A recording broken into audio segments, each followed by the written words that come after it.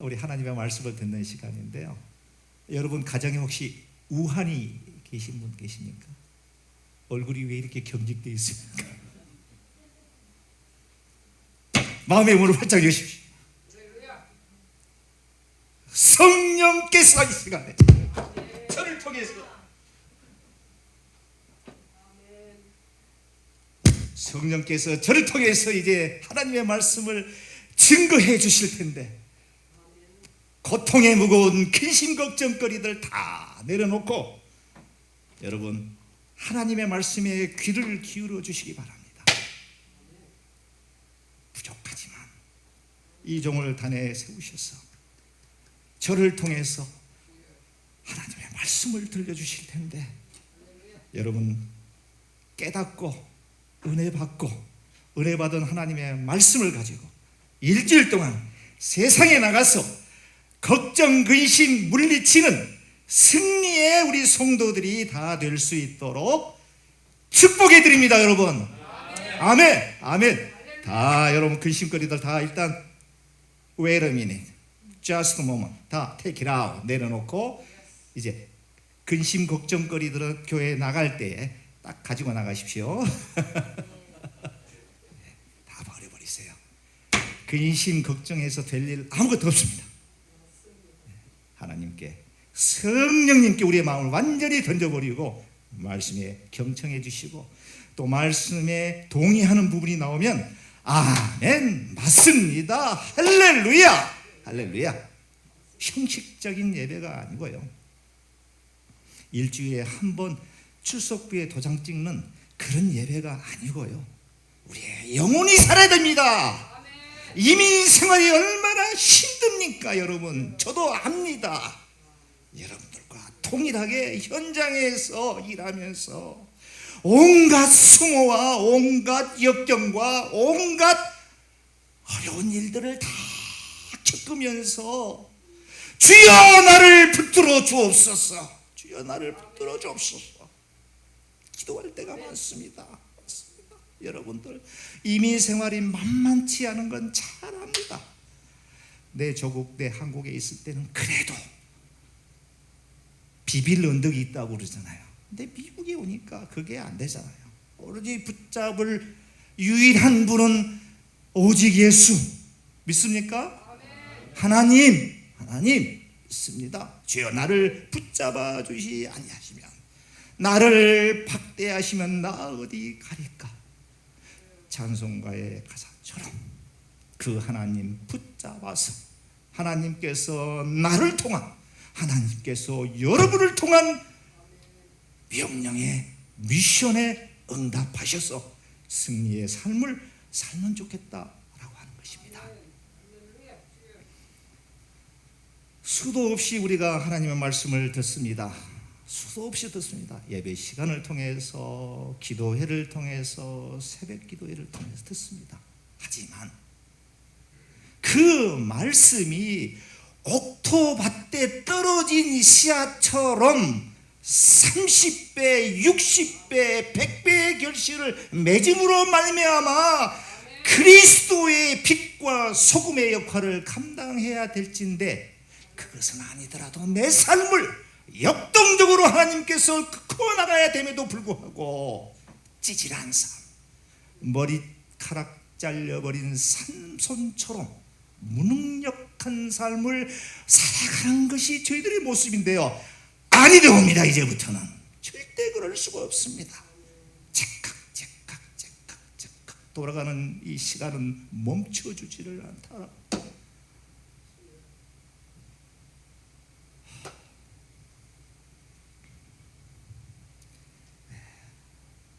가벼운 마음으로 설교의 말씀 경청해 주시기 바랍니다. 가벼운 마음으로 쓰지 말입니다. 요즘 도시의 삶에 지친 50대 남성들의 그 판타지로 불리워지는 TV 방송 채널이 하나가 있습니다. 교양 프로그램으로 이렇게 편성이 되어 있습니다만은 시청률 6%에서 약 한 7%들을 계속 유지하고 있는 MBN의 나는 자연인이다라고 하는 프로입니다. 개그맨 윤택 씨와 이승윤 씨가 진행을 맡고 있고요. 제가 알고 있기로는 특별한 대본이 없이 즉흥적으로 자연 속에서 자유를 만끽하고 있는 출연자들의 삶을 몇 대의 관찰 카메라를 통해서 시청자들에게 있는 그대로 보여주는 아주 그런 프로그램입니다. 참고적으로 한국에 계신 저기 장모님이 즐겨온 방송이기도 합니다. 화면 속에 비춰지는 모습과 생활 환경은 말할 수 없을 정도로 최악입니다. 문명의 혜택 그 자체를 완벽하게 거부하고요, 원시적인 삶을 추구합니다. 전기와 수도는 꿈에도 못 꾸고요, 자연 상태에서 흐르는 물을 담아 그 물로 식수로 사용하기도 하고 또 씻기도 하고 목욕도 하고 이렇게 해결합니다. 또 어떤 경우에는 변변한 화장실도 없어서요, 자연 상태에서 아주 매우 자연스럽게 해결을 하는 그런 출연자도 종종 보게 됩니다. 그럼에도 불구하고 그들은 자신들의 삶에 대해서 매우 만족하고 있다라고 하는 사실입니다. 뿐만이 아니라 이 채널을 즐겨보고 있는 많은 시청자들도 대부분 이 프로그램 속에 등장하는 출연자들의 삶을 보면서 대리 만족을 하고 있다라고 하는 사실입니다. 아마도 현실의 삶에 대해 환멸까지는 아니더라도 만족함을 느끼지 못한다라고 하는 반증이 아니냐라고 하는 생각을 해보게 되었습니다. 대체적으로 이들은 여러 가지 특징들이 있는데요. 첫째는 사람들과 쉽게 접근이 어려운 아주 깊은 산 속에 터를 잡고 있다라고 하는 사실입니다. 세상과는 완벽히 차단된 채 등을 돌리고 산다라고 하는 첫 번째 특징이 있겠습니다. 대부분 출연자들의 성별을 볼 것 같으면 거의 100%가 남성들로 이렇게 되어 있습니다. 뿐만이 아니라 40, 50대에 경제적 활동을 충분히 할 수 있는 그러한 사람들이 주류를 이루고 있다라고 하는 것입니다. 그리고 이들은 누구와 함께 하지 않고 혼자입니다. 부모, 배우자 혹은 자식들과의 연을 끊고 살아가고 있습니다. 철저히 사람과의 접촉을 거부하고 있습니다. 뿐만 아니라 의식주에 대한 문제에 있어서도 사람들의 도움을 전혀 받지 않기 때문에 자급자족해 갑니다. 이런 생활을 작게는 몇 년에서부터 수십 년 동안을 하면서도 저희가 볼 때는 아주 답답한, 불편할 것 같은데도 불구하고 그들 대부분은 이곳이 바로 파라다이스다 라고 생각한다라고, 만족하고 있다라고 하는 사실입니다. 그런데 이들이 이렇게 산속으로 세상과 등을 지면서 들어가게 된 또 여러 가지 그 이유들이 있는데요. 그 진행자가 이제 그걸 여쭤보니까 대체적으로 삶에 지쳐 있습니다. 두 번째로 나타나는 특징 가운데 하나는 가장 가까이 있었던 친구라든가 사람들로부터 엄청난 상처를 받았다라고 하는 것입니다. 빚보증을 잘못써서 재산을 완전히 탕진을 했다든가 가장 믿을 수밖에 없는 사람으로부터 배신을 당하고 상처를 받았다라고 하는 특징이 있습니다. 그렇기 때문에 이들은 현실의 삶, 도시의 삶을 탈피해서 자유함을 얻고자 하는 것이 이들의 주된 이유였습니다.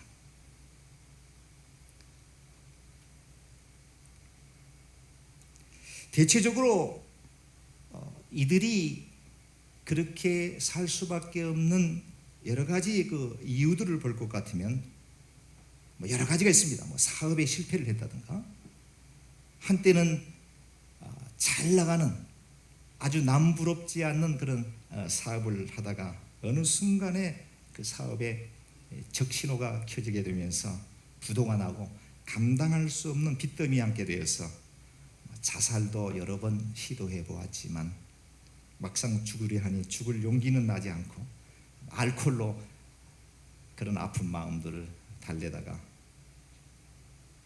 결국은 이 산속에 들어온 그런 케이스도 있고요.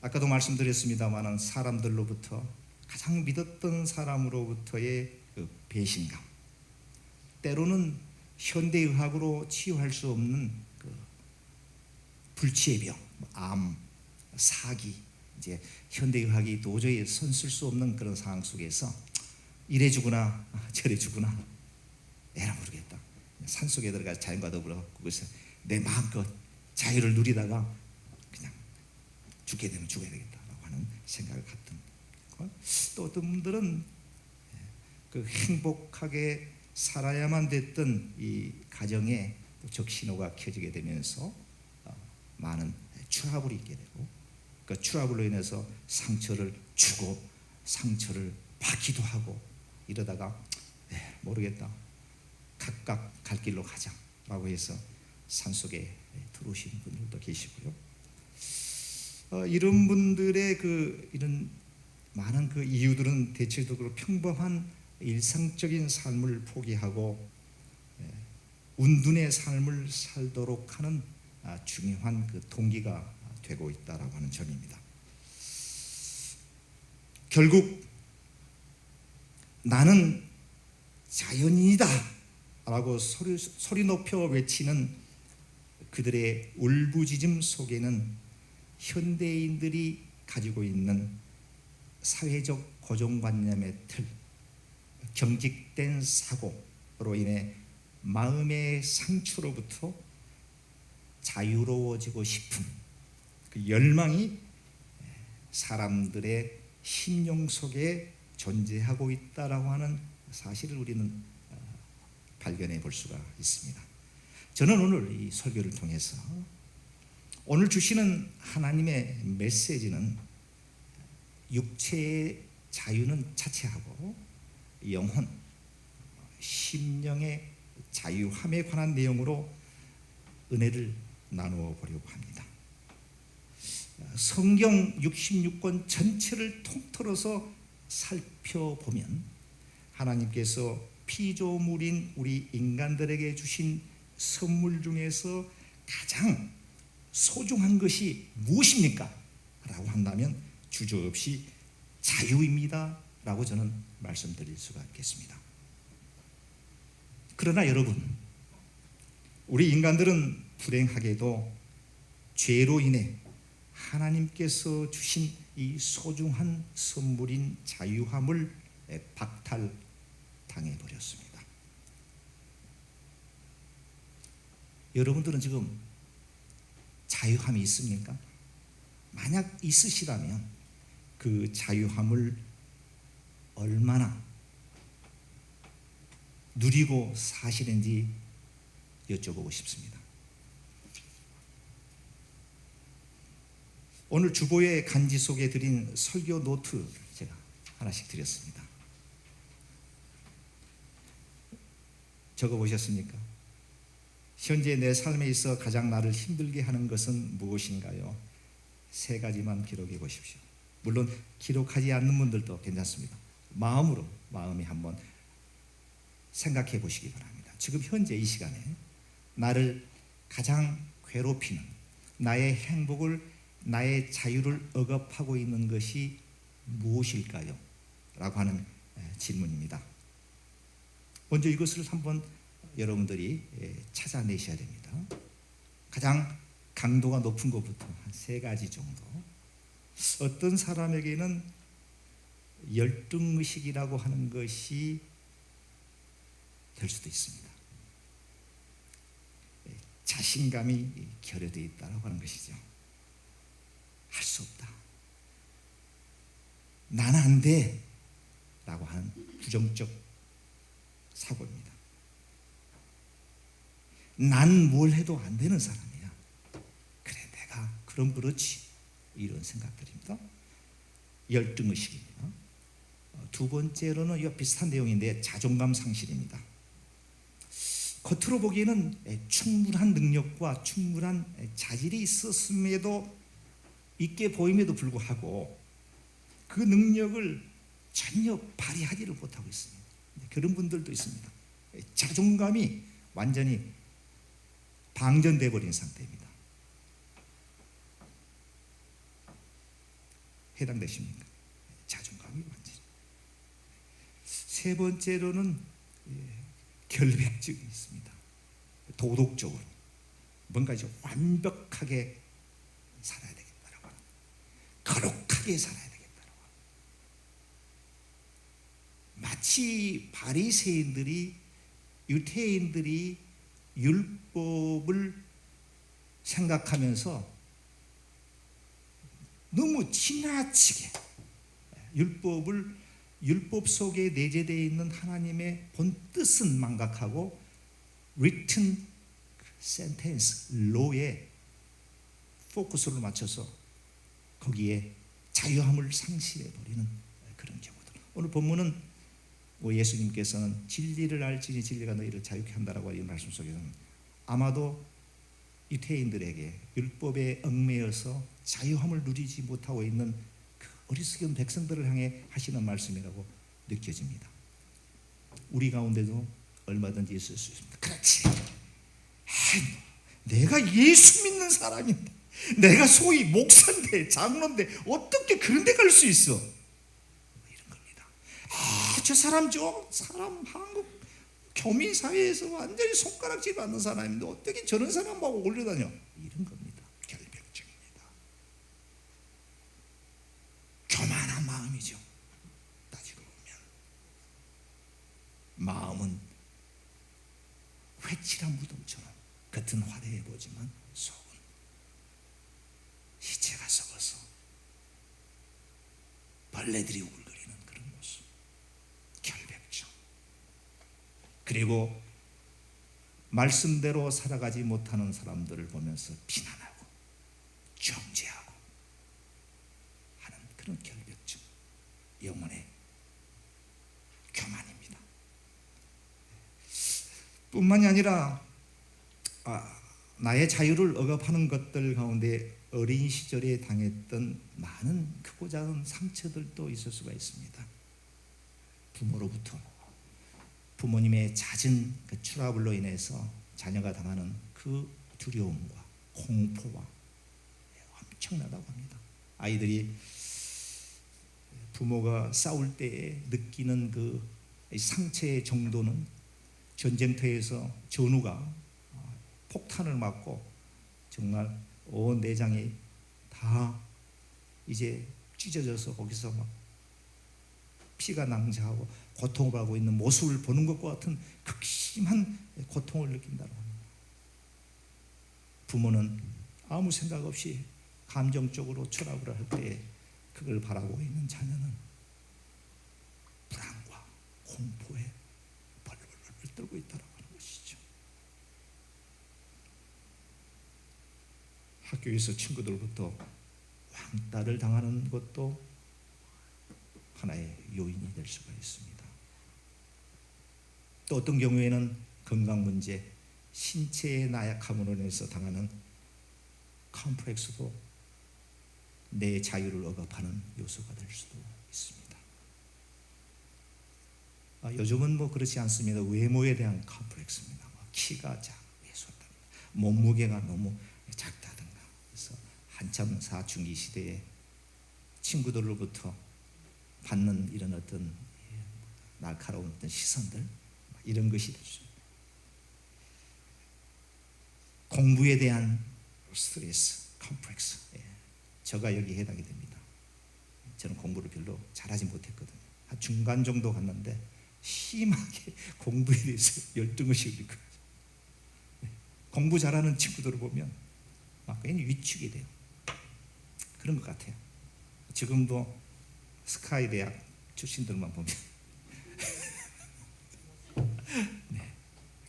사실 공부가 중요한 건 아닌데, 저희 잘할 때마다 우열반이 있어서 우수한 반에 들어가지 못하고 열등반에 들어가면 막 죄 짓는 것 같고, 선생도 막 나를 막 미워하는 것 같고 해서 스트레스. 제가 그 장본인입니다. 한 중간 정도. 사실 그 정도면 뭐 괜찮은데도 불구하고 열등의식을 느끼는. 어떤 분은 자유함을 얽매이는 것 중에 하나가 외로움, 고독감 있을 수 있습니다. 있을 수 있습니다. 하나님의 말씀대로 살아가려고 하는데 외롭습니다. 고독함을 느낍니다. 자유함을 누리지 못합니다. 왠지 모르게 슬퍼집니다. 갑자기 디프레스가 됩니다. 이런 모든 여러 가지의 요인들이 시간이 지나면 세월이 약이겠지라고 생각하고 잊혀지는 것처럼 느껴지지만 그렇지 않습니다. 상처가 되어 우리 마음속에 크고 작은 흔적들을 남기게 되는데요, 반드시 그렇습니다. 이 흔적들은 여러분들 컴퓨터를 사용하시는 분들 하드 드라이브에 많은 데이터를 놓고, 때로는 그 데이터가 필요 없어서 딜리트를 시키는데, 딜리트를 시켰다고 해서 그 데이터가 하드 드라이브 속에서 완전히 사라지는 게 아닙니다. 누군가가 전문가가 그걸 다 또 복구해냅니다.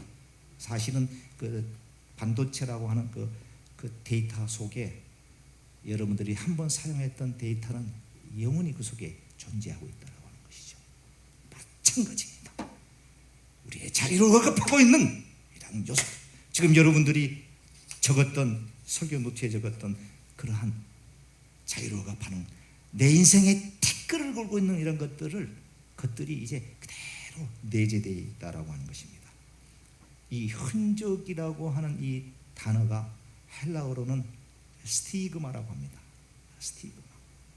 이 스티그마라고 하는 이 낱말은 로마 시대의 노베들이 자신의 노예를 구별하기 위해서 주인의 이름의 이니셜을 그 쇠붙이에 불을 달구어서 이마에다가 새긴다고 합니다. 예를 들면은 제가 좌안인데 내 노예한테는 J라고 하는 이니셜을 달구어서 이마에다가 딱 새기, 이걸 스티그마라고 한대요. 다 한번 박아놓으면 이게 이제 죽을 때까지 이것은 지워지질 않습니다. 이것이 흔적이 됩니다. 이 아무 생각 없이 외부로부터 받아지는 이 흔적들, 이 스티그마가 점점 성장하게 되면서 심각한 정신적 트라우마로 변화가 되고 질병을 결국은 가져오게 된다고 하는 것입니다.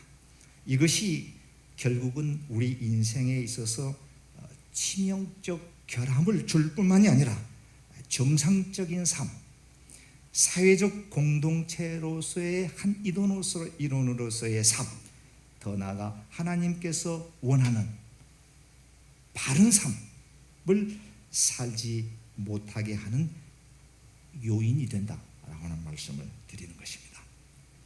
결국은 영적 자유함을 박탈당하게 하는 근본적 요소가 바로 이러한 흔적들이 그렇게 된다라고 하는 점이 되겠습니다. 자, 그렇다라고 하면 우리는 어떻게 이러한 것들을 해결해야 될까요? 안고 가져갈 수는 없지 않습니까? 어떻게 하면 이러한 요소들을 하나씩 제거하면서 하나님께서 원하는 역동적인 삶을 살아갈 수가 있을까요? 라고 하는 것이 오늘 본문에 대한 요지가 되겠습니다. 본문 32절에 이렇게 나와 있습니다. 진리를 알지니 진리가 너희를 자유케 하리라 말씀하고 있습니다.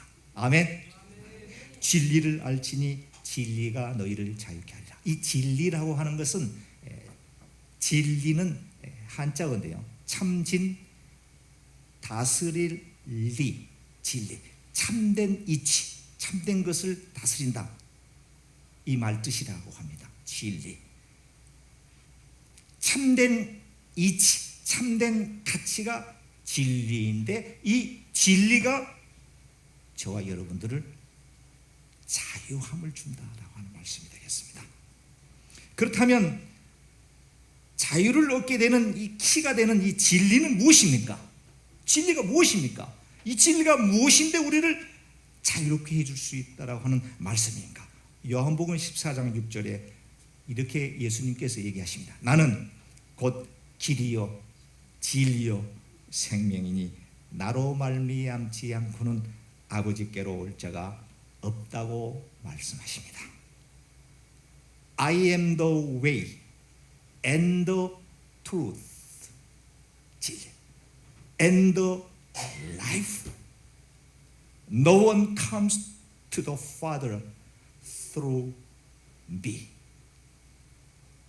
나는 길이요 진리요 생명이니 나로 말미암지 않고는 아버지께로 올 자가 없다. 예수님께서는 분명히 이렇게 말씀하십니다. 그렇습니다. 예수님께서 진리가 되신다라고 하는 사실을 여러분들 믿습니까? 믿으시기 바랍니다. 진리 되시는 예수님을 여러분들이 확실하게 믿는 게 중요합니다. 왜냐하면 진리가 되신 예수님께서는 저와 여러분들에게 자유함, 구속함으로부터 해방되어지는 유일한 분이 되시기 때문입니다. 마태복음 11장 28절에 예수님께서 이렇게 말씀하십니다. 수고하고 무거운 짐진 자들아 다 내게로 오라. 내가 너희를 쉬게 하리라 것입니다. 누가복음 4장 18절에는 주의 성령이 내게 임하셨으니 이는 가난한 자에게 복음을 전하게 하시려고 내게 기름을 부시고 나를 보내사 포로된 자에게 자유를, 눈먼 자에게 다시 보게 함을 전파하며 눌린 자를 자유롭게 하신다라고 말씀하고 계십니다. 로마서 3장 23절에서 24절에 보니까 예수님께서는 우리 마음속에 내재되어 있는 죄에 대한 문제를 해결해 주신 분이 되시기 때문입니다. 모든 사람이 죄를 범하였음에 하나님의 영광에 이르지 못하더니 그리스도 예수 안에 있는 속량으로 말미암아 하나님의 은혜로 값없이 의롭다 하심을 얻은 자 되었느니라. 아멘. 진리 되시는 예수님을 믿으실 때, 내 마음에 구주로 영접하실 때에 그분께서 우리 마음속에 내재되어 있는 우리의 자유를 억압하는 그런 모든 것들을 해결해 주실 수 있는 유일한 분이 되기 때문이다라고 하는 말씀이 되겠습니다. 두 번째로 요한복음 14장 16절에 내가 아버지께 구하겠으니 그가 또 다른 보혜사를 너희에게 주사 영원토록 너희와 함께 하리니, 이 말씀은 보혜사 성령님께서 진리가 되신 줄 믿습니다. 믿습니까? 보혜사 성령님, 파라클레토스, 협조자가 되시고 보호자가 되시고 우리에게 위로해 주는 위로자가 되시고 내 삶을 인도해 주시는 인도자가 되시고 나를 가장 잘 아시고 나의 필요를 위해 공급해 주시는 나의 친구가 되어 주시는 성령님을 통해 저와 여러분들의 삶의 무거운 멍에를 벗겨 주실 수 있는 분이 성령님이 되신다라고 하는 말씀이 되겠습니다. 과거에 제가 어렸을 때에 부엌에 가보면 커다란 독이 하나가 있습니다. 독이 있는데 이제 어머니가 음식을 만들고 식사를 하고 설거지를 하다가 음식 찌꺼기가 나오면 그 독에다가 다 이렇게 밖에다 버리지 않고, 요즘 같으면 뭐 쓰레기 다 처리하겠습니다만 과거에는 독에다가 이렇게 다 부어 놓습니다. 저장해 놓습니다.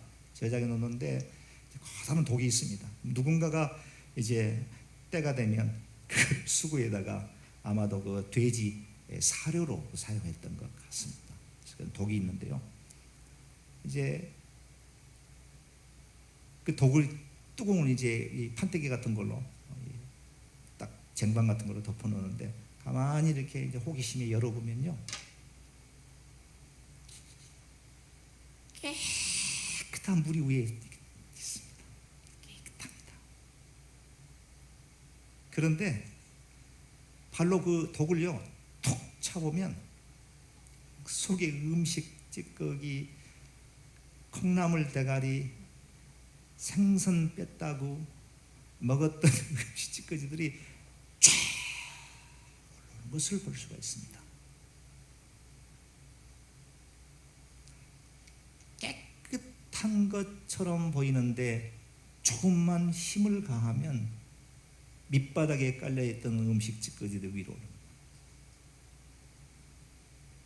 우리의 마음속에 내재되어 있는 우리의 자유를 억압하고 있는 것들, 그런 것들이 겉으로 보일 때에는 아주 깨끗하고 정상인처럼 보이지만 어느 순간에 힘을 가하게 되면 쫙 올라오게 되는 것입니다.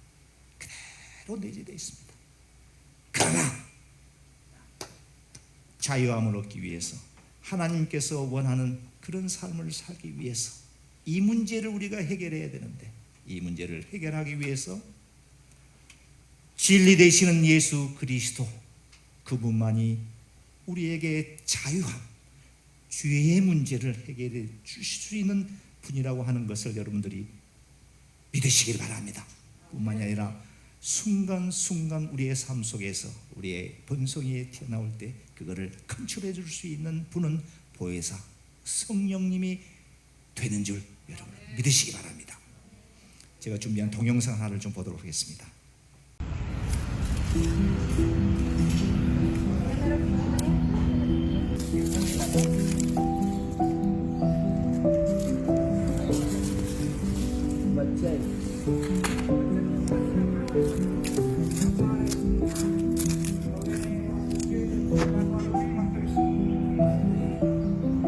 बच्चा है